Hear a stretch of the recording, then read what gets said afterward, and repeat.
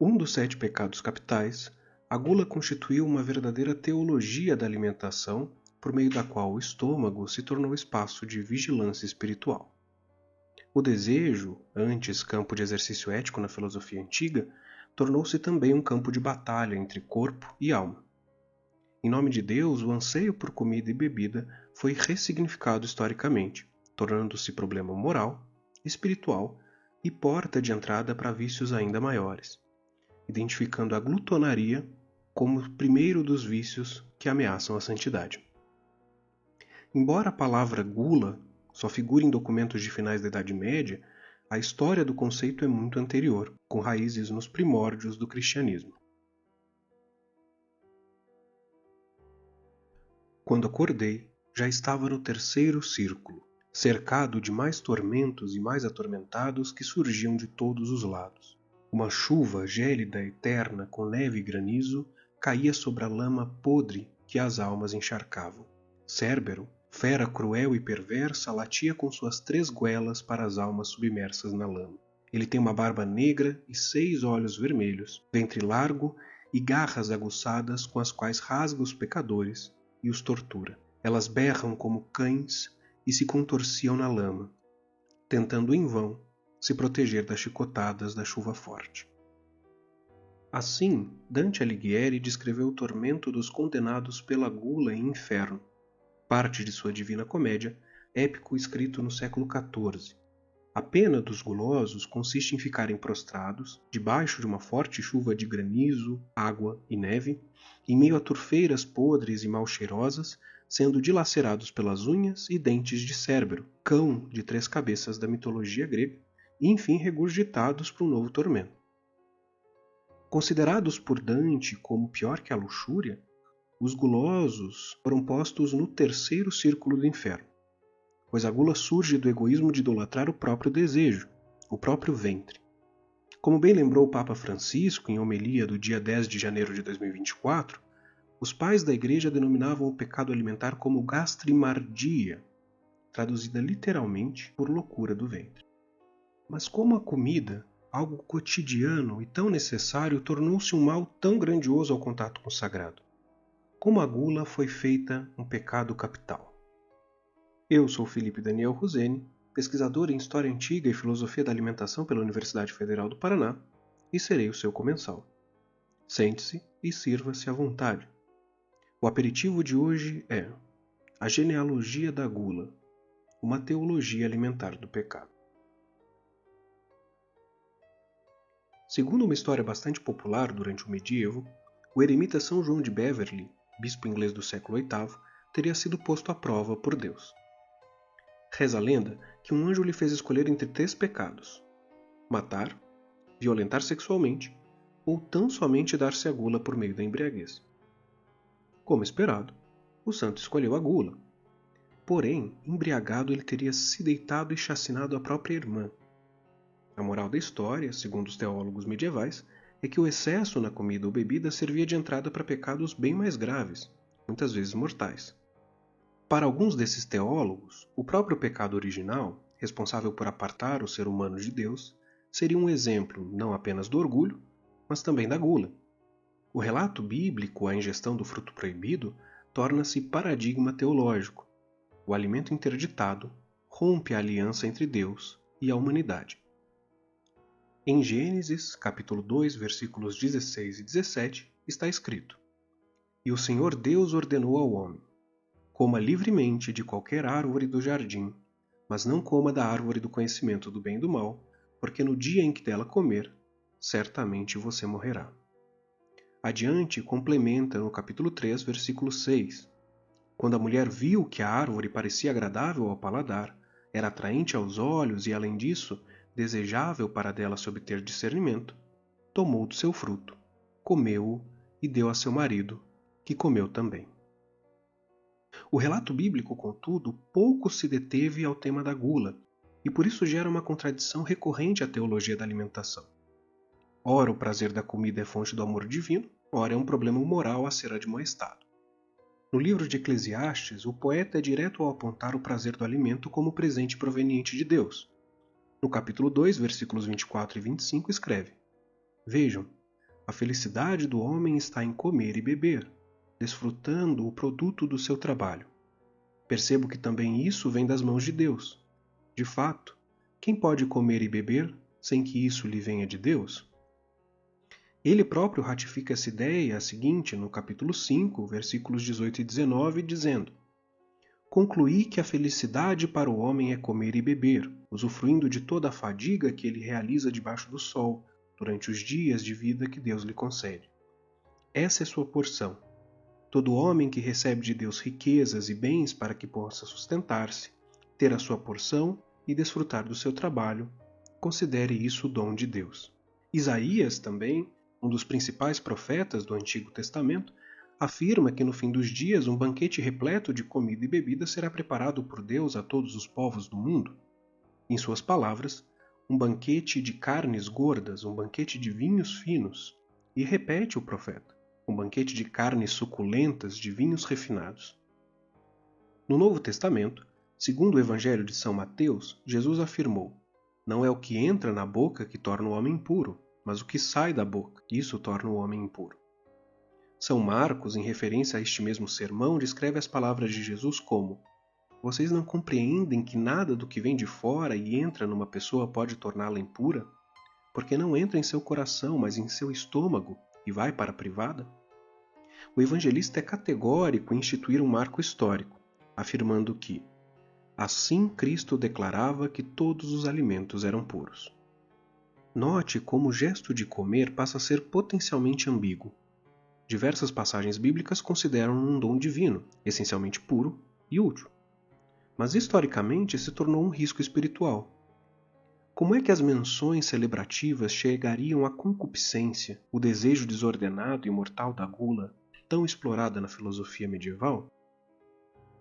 Na antiguidade greco-romana, apartada conceitualmente das noções culturais de pecado ou da culpa judaico-cristã, a moral do alimento era pensada em termos de temperança e excesso. Para Platão, o excesso alimentar era sintoma de uma alma desordenada, na qual os desejos dominavam a razão. Em A República, o filósofo defendeu que, quando um homem se entrega a uma vida de excessos na comida, na bebida e nos prazeres do corpo, ele enfraquece não apenas o corpo, mas a alma, tornando-se incapaz tanto para a guerra quanto para a filosofia.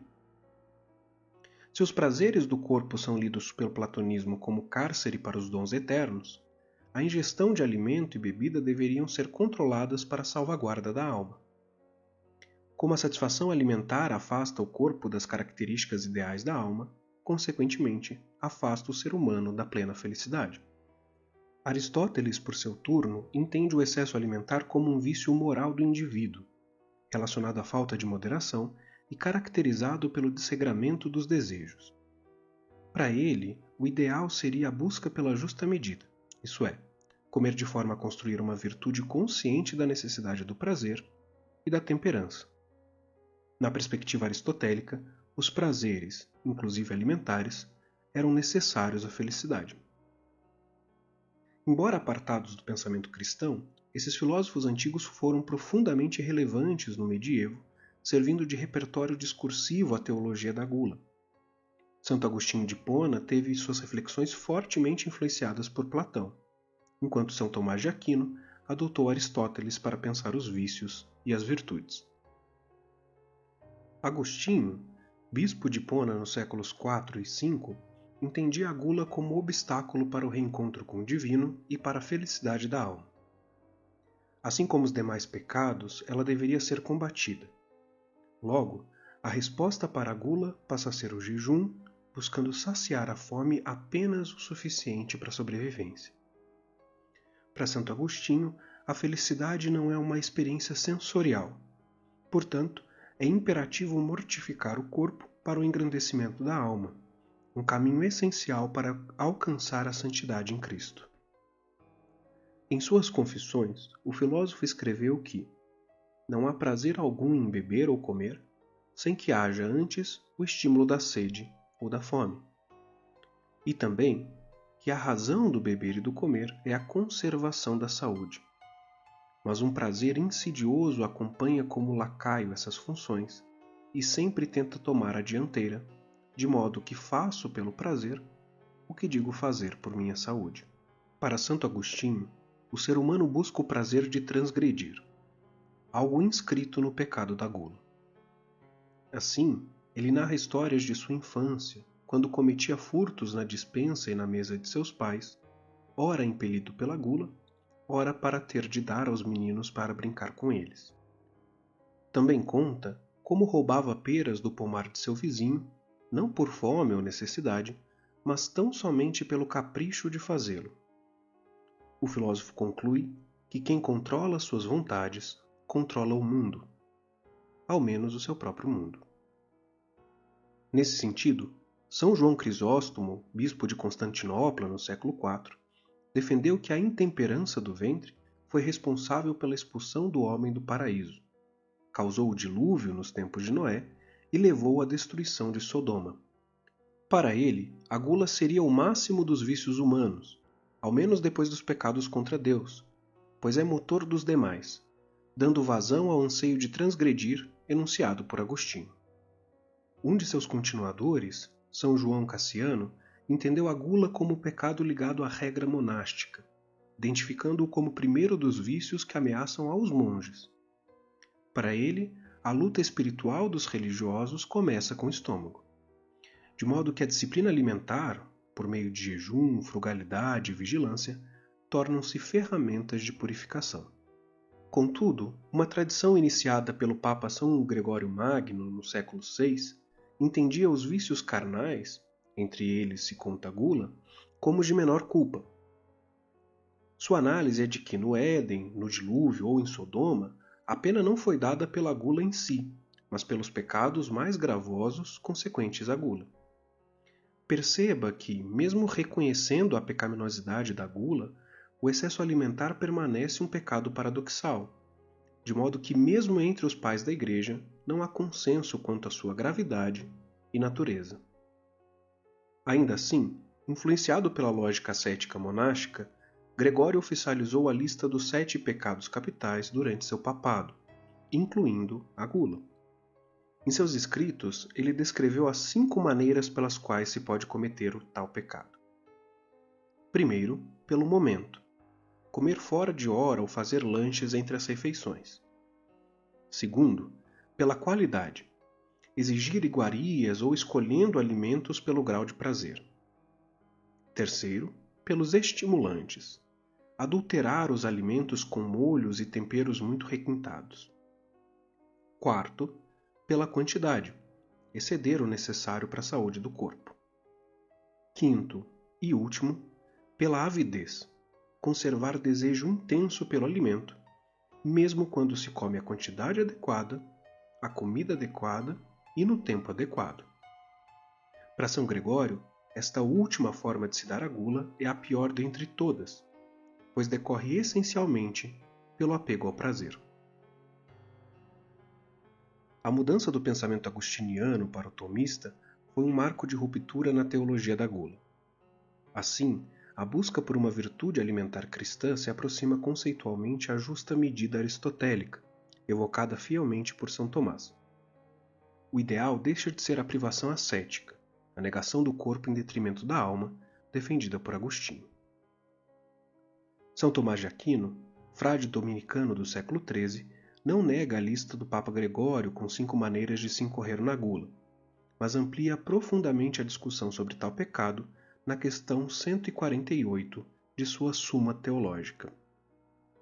Seu argumento começa refletindo se a gula pode ou não ser pecado, devido ao seu caráter singular. São Tomás rememora que quase toda falha espiritual tem por origem um primeiro motor que é, ele próprio, pecaminoso. Algo que não ocorre com a gula. Do contrário, teríamos de considerar a fome e a sede como pecados. Para responder à contradição, o padre conclui que a gula é um pecado que consiste na concupiscência, no prazer imoderado da comida e da bebida, e não na substância do alimento. Em seguida, reflete se a gula é ou não o maior dos pecados. Mesclando as teses de Crisóstomo e Gregório, São Tomás defende que, assim como a gula não está no alimento em si, a gravidade da gula não está nela própria, mas em sua potencialidade de permitir outras ações pecaminosas. Para tanto, ele relembra a ideia gregoriana em relação aos casos do Jardim do Éden, do dilúvio e de Sodoma, cujos castigos provêm de pecados ocasionados ou somados à gula. Na análise tomasiana, as palavras de Jesus nos evangelhos seriam a indicação da ruptura do cristianismo com as tradições alimentares judaicas, nas quais certos alimentos, como a carne de suínos e crustáceos, por exemplo, são intrinsecamente impuros.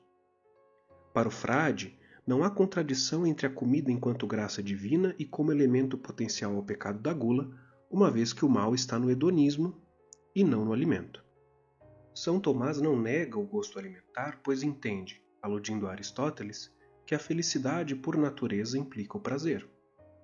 Também era famoso por fazer seu trabalho sob constante acompanhamento de vinho. Quando admoestado por seus companheiros de hábito, afirmava que cada indivíduo possui sua própria medida. Nesse sentido, o consumo alimentar é entendido como virtude proporcional, pautado pela razão e justa medida que variam de acordo com a situação particular de cada pessoa. Diferente de Santo Agostinho, que nega o desejo pela comida em detrimento do alimento espiritual, e de São Gregório, que cria uma lista aplicável universalmente, São Tomás evoca a moderação aristotélica e defende que a medida do necessário e do pecaminoso não seria a mesma para todos. Há, portanto, um apelo à virtude aplicada de forma proporcional a cada indivíduo. O mais famoso e um dos poucos santos católicos corpulentos, São Tomás de Aquino dedicou boa parte de seus estudos à dificuldade da gula. Uma anedota, possivelmente apócrifa, diz que um semicírculo teria sido cortado em sua mesa de trabalho para que ele pudesse acomodar a barriga confortavelmente enquanto estudava. De todo modo, a dificuldade de conter o apetite foi evocado por diversos teólogos medievais. E mesmo São Gregório disse: no comer, o prazer se mistura com a necessidade, e não sabemos com certeza o que a necessidade pede e o que o prazer sugere. E também Santo Agostinho admitiu tal impasse, afirmando: quem há, Senhor, que por vezes não tenha comido mais do que o exige a necessidade?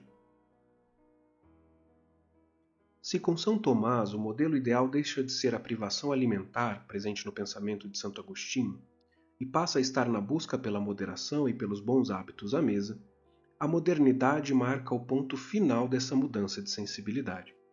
A gula se desprende da listagem restrita proposta por Gregório Magno e passa a ser lida como glutonaria, de modo que o problema não está em comer muito, mas em comer mal.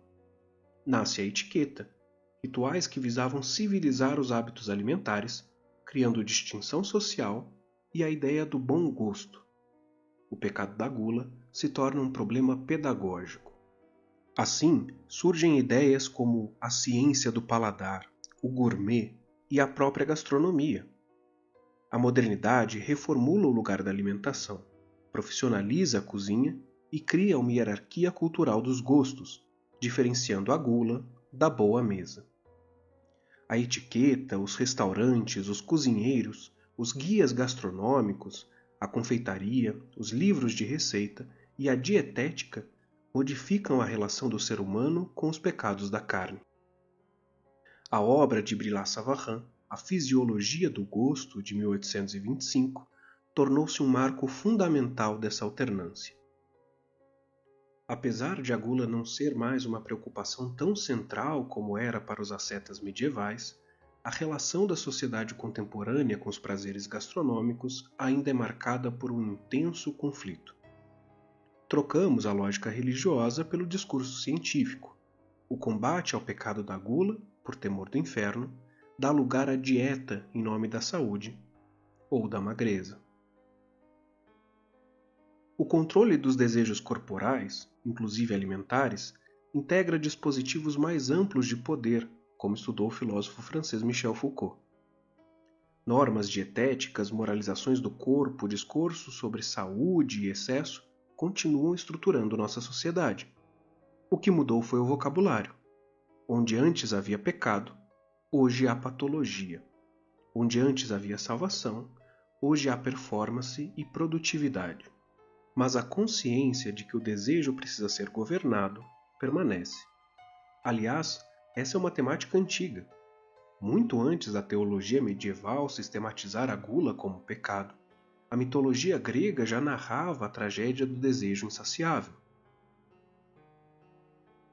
O rei Tântalo, por exemplo, foi condenado a permanecer eternamente diante de água que não conseguia beber e de frutos que não conseguia tocar.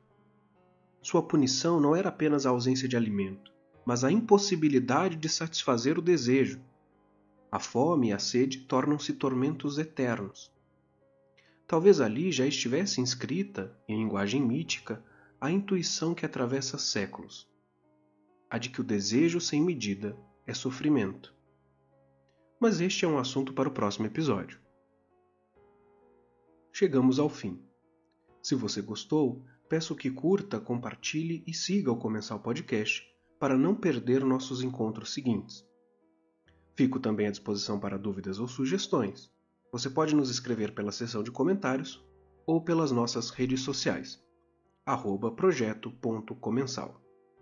Lembrando que todas as referências e documentos utilizados na elaboração deste episódio estão disponíveis para consulta na descrição. Até o próximo encontro e obrigado por me acompanhar neste banquete.